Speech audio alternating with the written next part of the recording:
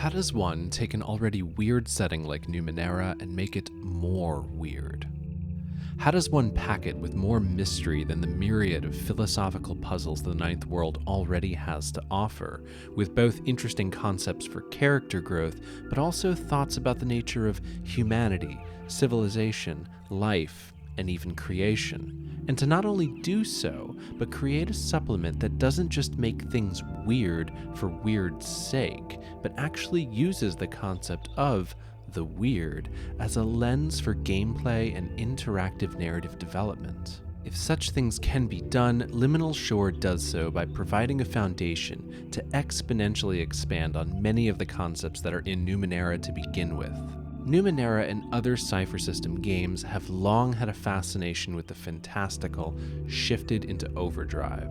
They are in so many ways a love letter to the capacity of the human mind to imagine spaces that bend reality to such an extreme that we can find both entertainment and perhaps some genuine meaning and reflection. Supplements from MCG, especially for Numenera, have operated on a number of levels, from expanding the world in a variety of lore-based ways, with additions to the setting in the form of locations, organizations, and histories, interesting takes and developments on the Cypher system, massive collections of expanded technology and abilities, lists and charts to populate spaces with all sorts of weird creatures and NPCs, and deeper dives into some of the core concepts Numenera covers, such as space travel, parallel dimensions, cyberspace, and more. Liminal Shore combines a number of these into one by providing players and GMs with a new location that immediately sets itself apart from other places in the Ninth World and promises evolving layers of discovery and mystery. This new location, the Liminal Shore, is itself a very bizarre place, and as such may not be to everyone's liking. It also has a number of secrets that GMs may want to keep from players, and so to not spoil some of the spirit of what this supplement has to offer, I'm going to have a section at the end of this review that talks about some of the deep implications the book offers for a Numenera game. For those who want to experience this surprise organically in a game, I advise avoiding this section. Liminal Shore provides the foundation for a Numenera experience almost unlike anything Monte Cook Games has published previously. It is one of the many supplements for the game which provide new places to explore, but also offer a genuinely different way to think of this game and the types of stories, characters, and topics to explore. The new location allows for a host of brand new themes and ideas in a somewhat mind-bending but engaging space that could cover substantial portions of a game, if not an entire campaign. The weirdness of the Liminal Shore and the riddle of its secrets may not be to everyone's taste, even for some Ninth World veterans. It certainly is a book that expects players and GMs to play in its new location, though, widening the scope of what we may have come to expect from Numenera in the past.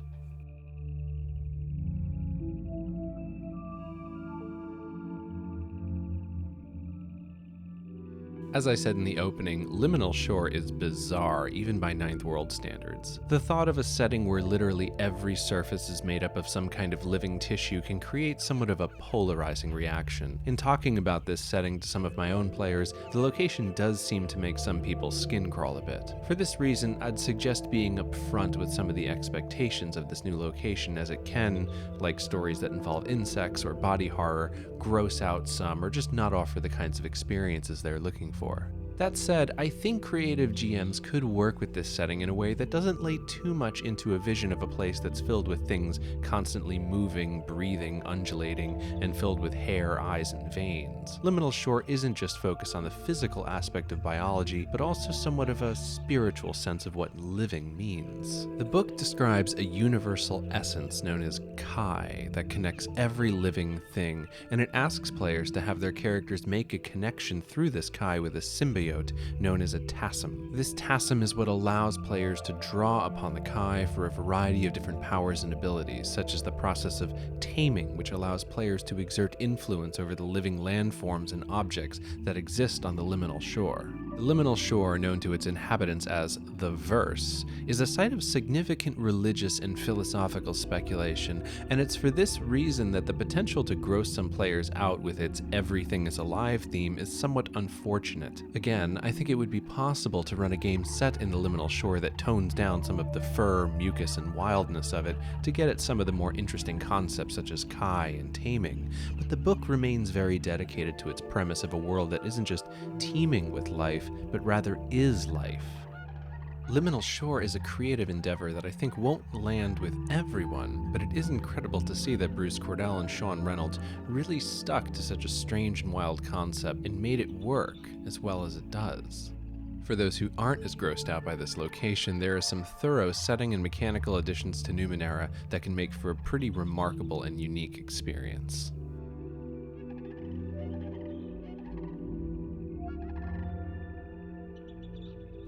The very nature of the Liminal Shore means that adventures and quests will undoubtedly be different from other stories and adventures in the Ninth World. Player characters have a few ways of getting to the Liminal Shore, and from there will quickly realize that things are different, as one of the first concepts they may face is that virtually all inorganic matter decays in this location. Characters will find that many of their personal items will go through something the book refers to as inorganic degradation, with special considerations for characters who are likely to be biomechanical in some way. Players will then be expected to poetically form a bond with a symbiote, which will provide them the means for all sorts of powers and abilities by strengthening their relationship with the Kai. There are considerations for players who choose to forego obtaining a TASM, and many of them lead to more challenging roleplay, as it is not only important for their connection to the Liminal Shore and the Kai, but it is also a social expectation, with those who lack a TASM labeled and shunned by society for their disregard for the Liminal Shore's ecological checks and balances. The Liminal Shore offers players the option of shaping a variety of living landforms as well, a process known as taming. The book covers 8 such landforms, each with their own nuances and considerations. This provides a lot of potential for discovery, but also community building as it's understood in the Numenera Destiny rules, potentially allowing players to craft their own structures inside of communities on the Liminal Shore. The book offers a new focus as well in the form of Watches Over the Shore. The abilities offered from this focus can be swapped out using the rules specified in the book and has some flexibility over which stat pools the abilities may be drawn from. While the focus here provides some new abilities, it is a bit unfortunate that the book only includes one new focus, especially considering that the abilities on offer from this focus tend to benefit combat more. Though the core rules and the Cypher System rulebook offer some great blueprints for creating a brand new focus, it still would have been nice to have at least a few different foci to choose from, especially for groups that may wish to base a campaign in the Liminal Shore.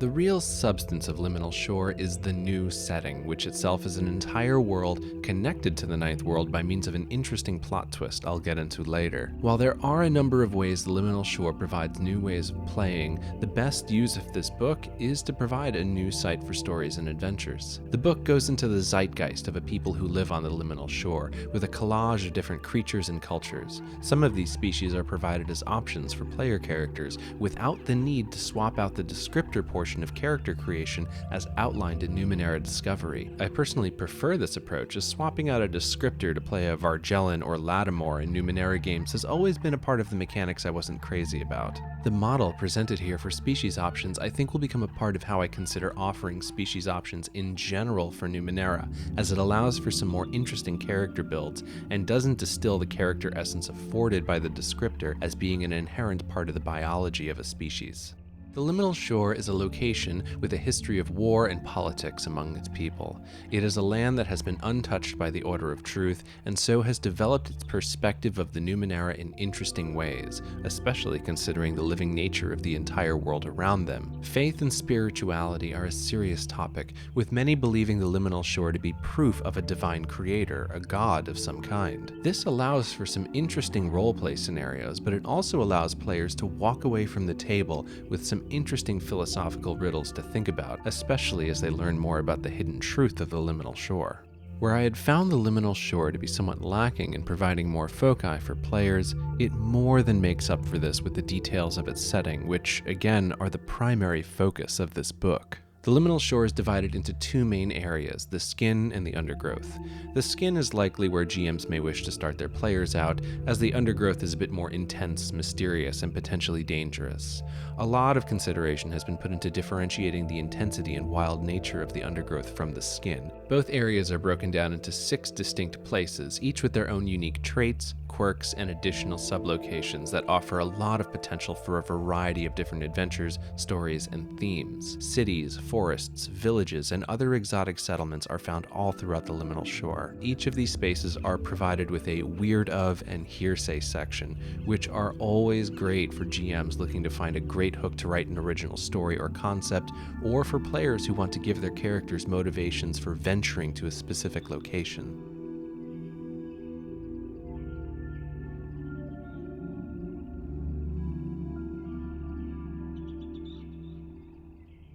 Liminal Shore offers 24 new creatures to serve as wildlife and monsters, and 5 new species to populate the setting with for NPCs. Most of the new creatures fall in between levels 3 and 6. Of course, with the Cypher system's rules, scaling creatures to be easier or harder is really quite simple. The nature of the creatures and their presentation very much fits the Liminal Shore setting, and in many cases bases their abilities and functions on its more unique aspects such as Kai. Creatures like the Skeletoneme have some interesting considerations for the way Kai affects their behavior in and potentially out of combat. The book contains a selection of around 50 or so ciphers, with a handful of these being extreme ciphers. As is the same with the artifacts the book provides, some of the pieces of Numenera require a connection to Kai to work, with interpretation up to the GM as to how to determine the function of Kai-based bits of tech outside of the liminal shore where Kai does not flow. These new items come in a variety of living forms, from plant-like items to small creatures and pieces of living landforms. The new creatures in Numenera combine well for GMs looking to populate their liminal shore-based experiences beyond just the initial surprise of a landscape where everything is alive. It would have been nice to have a selection of oddities on top of this, but creative GMs and groups who find themselves really drawn to the liminal shore have a good selection of examples for what to expect, and with a bit of creative twists on the existing lists of oddities and weird discoveries from other MCG books, packing an experience in the liminal shore with flavor and life shouldn't be too tall of a task.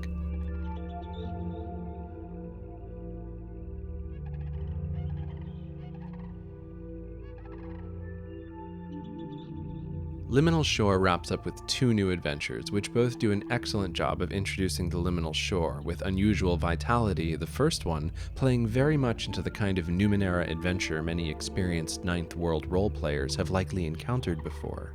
Starting off in the Ninth World itself, the liminal shore plays a key role in a crisis affecting a village. The liminal shore's key themes of wild biology slowly reveal themselves to the players, and is a great way to introduce them to this world in a subtle and natural way.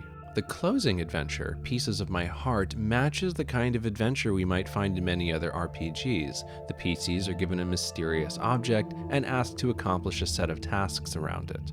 What this adventure and the Liminal Shore do for this kind of quest, however, is allow the spirit of Kai and the Liminal Shore's themes of spirituality to come to the front. This in particular is a very refreshing change of pace and tone for Numenera. The adventures provide both a great introduction and example of the kinds of stories the Liminal Shore is capable of, and feel very natural to insert into a campaign or longer adventure, with unusual vitality serving as a great introduction and Pieces of My Heart happening somewhere else down the road should the party choose to continue to explore the area.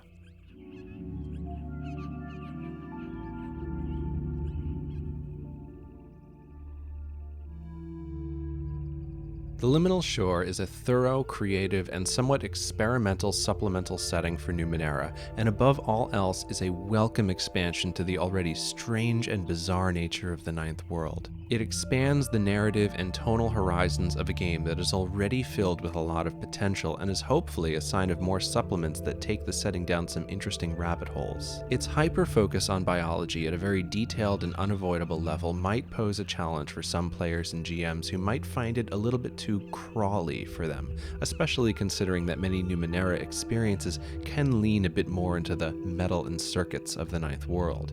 It may not be a fit for everyone, which is somewhat unfortunate for a book that is largely focused on providing a setting to be played with. Unlike some other supplements that can serve as an adjacent companion to fill a game with more vocabulary and concepts, the point of Liminal Shore is to play a game on the Liminal Shore itself. So GMs and players should probably have a discussion about whether or not this setting works for their characters and narrative. There is a challenge here, however, as revealing the Liminal Shore in a very natural and surprising way can be spoiled by too much of a discussion of its setting up front. Using a resource such as MCG's Consent in Gaming handout is a great way for GMs to gauge what in the Liminal Shore may or may not appeal to everyone's taste, and it'll allow them to write this setting into their existing campaigns in a very natural way, leaving the door open to this world should players choose to continue exploring it. The book has very few shortcomings, which for me were mostly the lack of additional foci for players and the very strange lack of any sort of glossary or even an index. This is the case for both the digital and the physical versions. I sincerely hope that future MCG products, especially expansions to Numenera that amp up the vocabulary and story and game concepts, stick to providing quick access to learning and finding terminology via a glossary and an index. Liminal Shore is more than just a single place in the Ninth World. It lives up to its promise of being an entire separate world by providing a detailed and thorough setting, rife with interesting political, philosophical, and even spiritual concepts to breathe life into NPCs and storylines. It's perfectly weird enough for Numenera, and is in some ways more weird than one could have expected, which is what leads me to...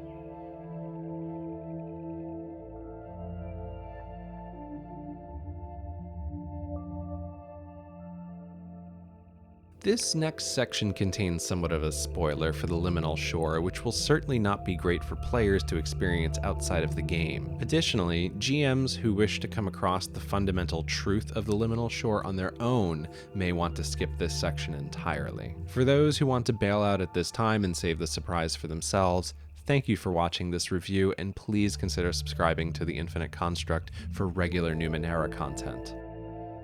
For those sticking around, however, let's get into what is perhaps the strangest twist in this book, so strange in fact that I initially thought it was a rather lazy twist or remnant of an earlier draft. The Liminal Shore, or the Verse as its people know it, is apparently not merely a separate space from the Ninth World, but is actually a space that is hosted by the datasphere. It is, in effect, a simulation. On its own, this might not be so strange, but after reading Voices of the Datasphere, which has very specific mechanical elements for navigating cyberspace, I was wondering when rules such as vertices and soul cores or barriers might factor in, but they never do. In fact, it would seem that this simulation is so near perfect and hyper-realistic that it moves beyond the need for rules presented in Voices of the Datasphere. In the very limited space the book offers to this bombshell of a revelation, I also found myself trying to balance this with what I was also being told about the Liminal Shore, that everything is alive and a spiritual essence flows through everything. The book is clear that this is what the Liminal Shore is about, yet it also throws in this twist about it basically being a giant simulation. Does this mean what we're told about the Liminal Shore is irrelevant, that the profound nature of the essence of Kai is meaningless since it's just a simulation? This was a strange riddle that sat in my mind when trying to figure out how to really comprehend this new location and what its essence was. The book does sort of leave this revelation as a sort of mystery, as if it can't really say what it means for the Liminal Shore to essentially be a hyper-realized simulation. I eventually settled on the understanding that nothing could be more perfect for the setting of Numenera than to offer the Liminal Shore as a kind of rabbit-duck illusion and ask the players and GMs to interpret its meaning and significance. This was further compounded as I read through the details of the setting, particularly concerning the Liminal Shore's inhabitants' common faith in a god. I was struck with remembering a passage from Stephen Hawking's A Brief History of Time that if we discovered a complete theory, we shall all, philosophers, scientists, and just ordinary people, take part in the discussion of why it is that we in the universe exist.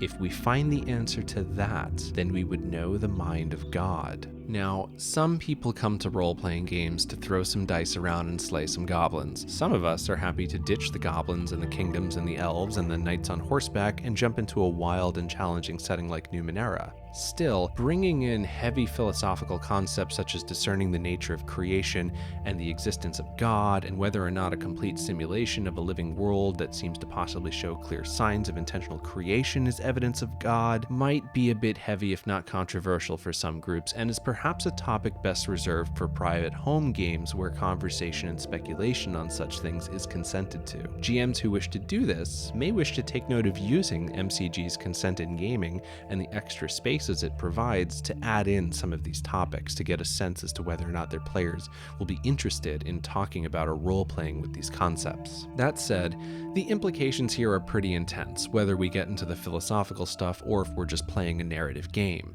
If the Liminal Shore is presented to us as a simulation so close to reality, and we know it was a simulation that was, one would assume, designed by some intelligence, are the people of the Liminal Shore who believe in a god wrong?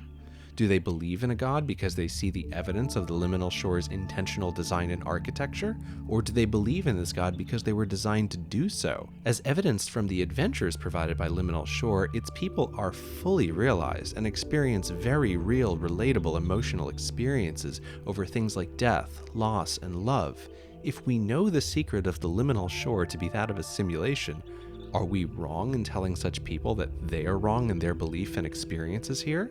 Numenera has no list of divine beings, no list of gods, and very few if any answers to questions such as the meaning of life. Yet many of the setting's people find religious and spiritual significance throughout the setting, and even assign spiritual and mystical significance to the Numenera itself. The Liminal Shore's final riddle of being a simulation fits into this common theme of the game prompting GMs and players to consider the nature of perspective and subjectivity and how sentient beings may view phenomena, natural or otherwise, that stretches beyond their immediate capacity to fully conceptualize it in any abstract way. As I've said, these are heavy topics that aren't always appropriate for a role-playing game. They once again reveal, however, that by eliminating strict definitions and explanations, the depth of Numenera's setting increases to a limitless amount. Creative interpretation and speculation runs wild with concepts like what the Liminal Shore posits, making it a very bold and remarkable addition to an already very audacious game.